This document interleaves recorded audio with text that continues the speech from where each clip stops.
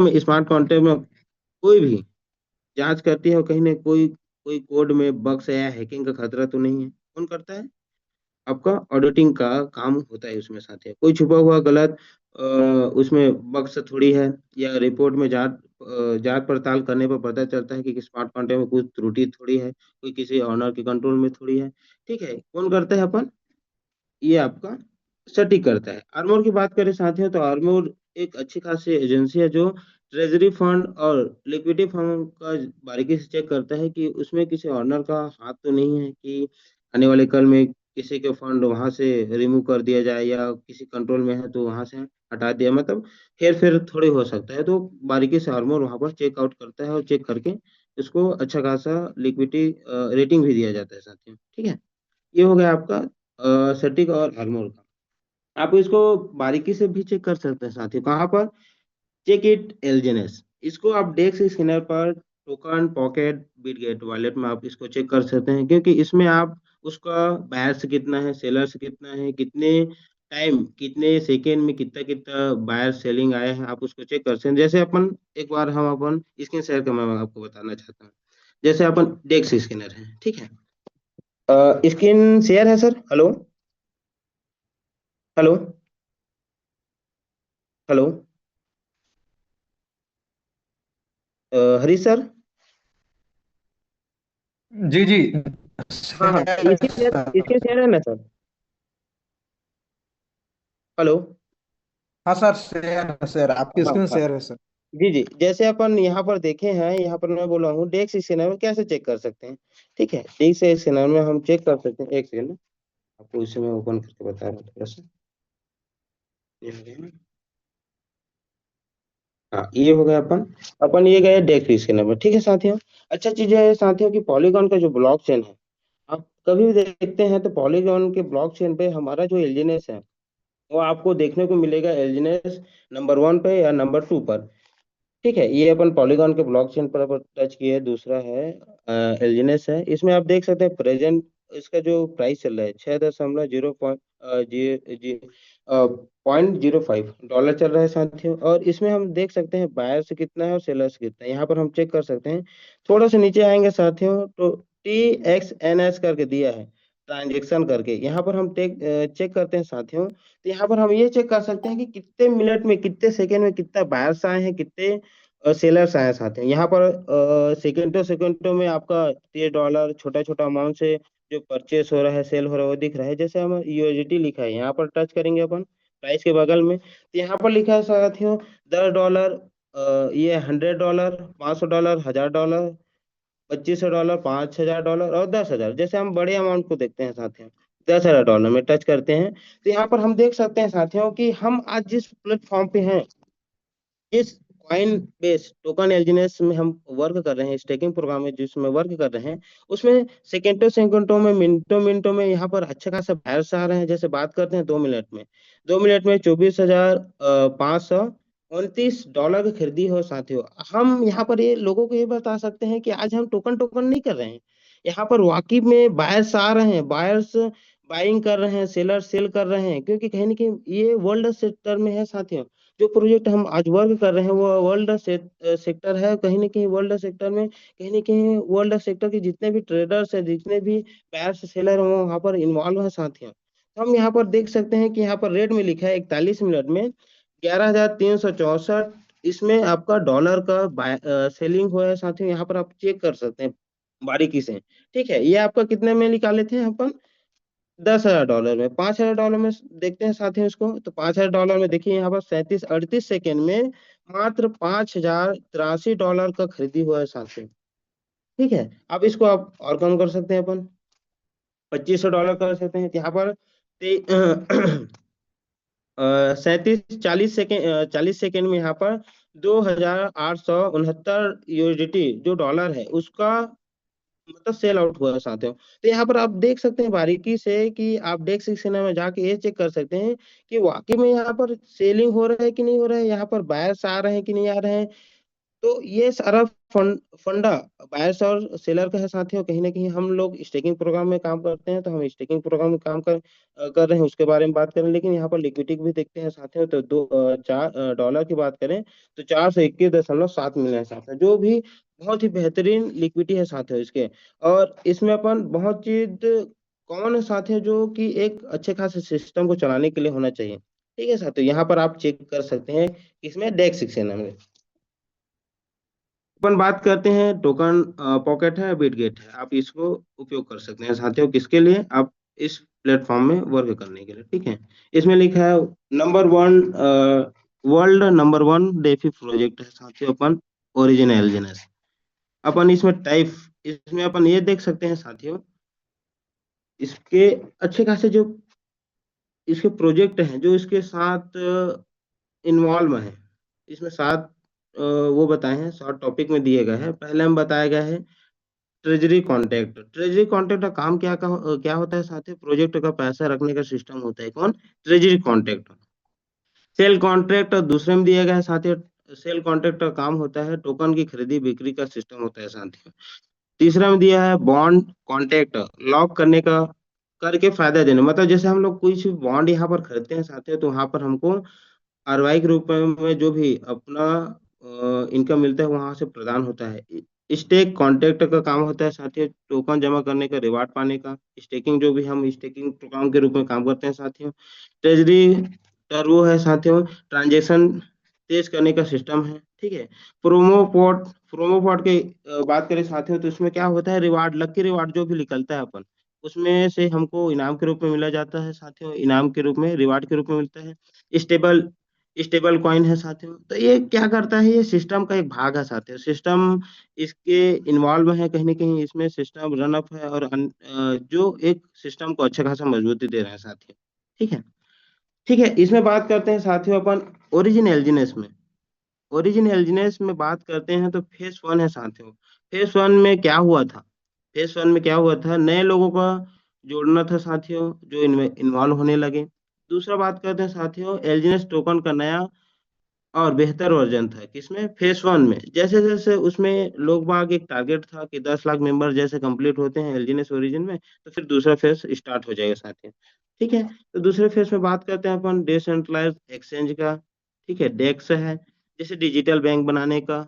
ठीक है, जैसे डिजिटल बैंक जैसे सुविधाएं हैं दूसरे फेस में। अभी स्टार्टिंग फेस में है अपन। ठीक है, दूसरा फेस में है, लेकिन कहीं ना कहीं वो बैंकिंग आपका डिजिटल बैंक बनाने की सुविधाएं प्रदान होगा आने वाले कल में। Private stable coin. ठीक है। Cross payment. ठीक है, cross chain payment banking card जैसे सुविधाएं साथ ही जिसमें दूसरे फेज में। और तीसरे फेज में, ये आपका तीसरा फेज में जब हम एंट्री करेंगे साथियों, तो वेब 3 और मेटावर्स की दुनिया है साथियों। मेटावर्स की दुनिया हमको देखने को मिलेगा इसमें तीसरे फेज में, जो कि हम लोग अभी दूसरे फेज में इन्वॉल्व में है। अभी दूसरे फेज यहाँ पर कंटिन्यू चल रहा है साथियों। ठीक है।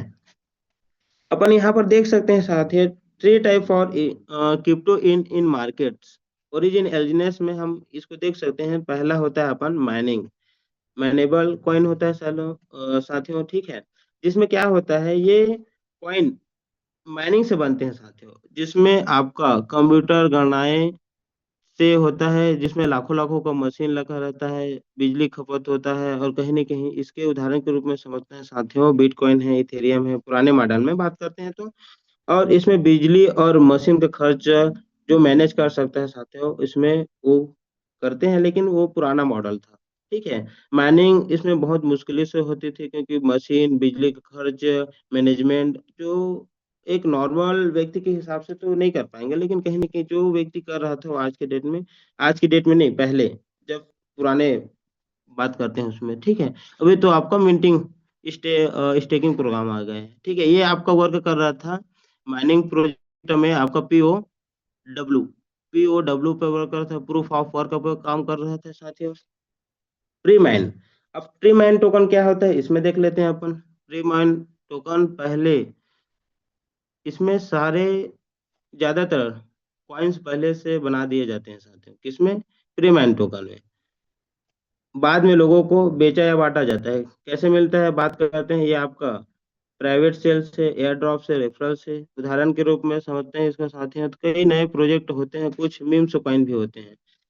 अब इसमें कुछ फायदे भी होते हैं, ज्यादातर जल्दी शुरू हो जाते हैं। कौन? Pre mining token. और कहीं ना कहीं इसमें डेवलपमेंट के लिए फंड मिलता है। डेवलपमेंट के लिए फंड मिलता है। नुकसान की बात करें साथियों इसमें, तो अगर टीम के पास ज्यादा कॉइन हो तो प्री माइन ये आपका प्राइस मैनिपुलेट हो सकता है। किसमें? प्री माइन कॉइन में। इसमें कोई वो नहीं रहता, ठीक है। अपन मिंटिंग की बात करें शायद, ठीक है, मिंटिंग की बात करें, स्टेकिंग वाले कॉइन्स की बात करें, तो इसमें क्या होता है साथियों, ये कॉइन समय समय पर बनाए जाते हैं। ये कॉइन समय समय पर बनाए जाते हैं, ज्यादातर स्टेकिंग से ही बनते हैं। कैसे काम करता है साथियों, आप कॉइन लॉक कर देते हैं, मान लीजिए कॉइन कॉइन यहाँ पर सिस्टम में रखते हैं, स्टेकिंग प्रोग्राम रखते हैं, वो मिंटिंग करके आपको देता है, जो आपको ये पीओएस पर काम करता है साथियों, पीओडब्ल्यू पर, पीओएस, ठीक है, प्रूफ ऑफ स्टेक पर काम करता है साथियों। जैसे उदाहरण के रूप में समझते हैं इसको, आप डेफी प्रोजेक्ट, पीओएस प्रोजेक्ट भी कह सकते हैं साथियों। फायदे की बात करते हैं साथियों, मिंटिंग कॉइन में तो पैसे इनकम जनरेट किया जा सकता है, बिजली का कोई खर्च है यहाँ पर आपको लाखों लाखों करोड़ों करोड़ों की मशीन लगाने की कोई जरूरत नहीं होता साथियों। आप यहाँ पर कॉइन स्टेक करते हैं, स्टेकिंग प्रोग्राम में मिंटिंग का कार्य होता है, और वहां पर आपको एक नया टोकन बना के दे देता है अपने स्वरूप जैसे, ठीक है। आगे बढ़ते हैं साथियों, तो एलजीनेस टोकन है, अपन एलजीनेस टोकन है, इसमें कहने की आप देख सकते हैं कि एलजीनेस की कुल संख्या पहले तय नहीं होती है, ठीक है, तय नहीं होती है। स्टेकिंग के हिसाब से, मिंटिंग के हिसाब से नया बनता है, बर्निंग के हिसाब से खत्म भी होता है। बर्निंग मतलब जलना होता है, ठीक है। मिंटिंग कैसे होता है समझते हैं साथियों। जैसे अपन इसमें लिखा है डिपॉजिट $1, जैसे हम $1 अपन जमा करते हैं इसमें, तो एक एलजीनेस मिंट होता है साथियों। और जैसे इसमें हमने $1 डाला, तो वहां पर हमको क्या मिला? हमको एक एलजीनेस बना के देता है, सिस्टम में बना के देता है साथियों। हमको मिलता नहीं है, सिस्टम में बना के $1 जमा जैसे करते हैं हम वहां पर, तो एक एलजीनेस मिंट करके देता है। उदाहरण के रूप में समझते हैं साथियों इसको, तो जैसे हमने $2,80,000 का, 2,80,000 का हमने यहाँ पर एलजीएनएस बाई किया सिस्टम के थ्रू, तो हमने जमा किया 2,80,000, तो हमको सिस्टम में बनता है वो 2,80,000 एलजीएनएस बनता है साथ। यहाँ पर आपको समझना पड़ेगा कि सिस्टम में जो भी मिंटिंग होता है उसका एक अलग मैकेनिज्म, ठीक है। वहां पे हमने 2,80,000 जमा किया, और हमको वहां पर अंदर में जब वो मिंटिंग के हिसाब से बनता है 2,80,000 एलजीनेस बनता है साथियों। लेकिन प्राइस की बात करें तो स्टार्टिंग इसके प्राइस कितना था? $4। भाई जब ये शुरुआत हुआ $4 से, तो सिस्टम में बना उतना है, तो शुरुआत में बात करते हैं इसकी स्टार्टिंग प्राइस था $4, ठीक है। हम यहाँ पर और समझते हैं साथियों इसको अच्छे से, स्टेप बाय स्टेप समझते हैं। एलजीनेस मिंटिंग का काम है, जैसे मान लीजिए इसमें हमने $100 मिंट के लिए, ठीक है, $100 इसमें डाले और बना वहां से कितना? 100 एलजीनेस, ठीक है, 100 एलजीनेस बना।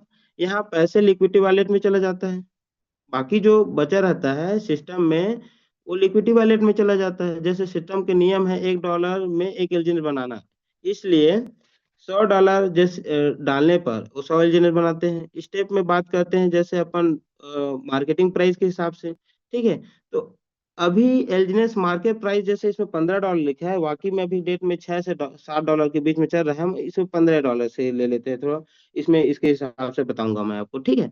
तो जैसे अभी $15 मार्केट में चल रहा है उसका रेट, $15, और $100 मार्केट प्राइस के हिसाब से, जैसे $100 मार्केट प्राइस के हिसाब से हम खरीदते हैं बाहर मार्केट में, तो कहीं ना कहीं $100 में $15 के हिसाब से हमको कितना मिलेगा? 6.66, 6.66 एलजीएस मिलेगा, ठीक है। लेकिन बाकी कहाँ गया? ट्रेजरी में, ट्रेजरी वॉलेट में चला गया, ठीक है। कुल बने हैं कितना? 100 एलजीएस।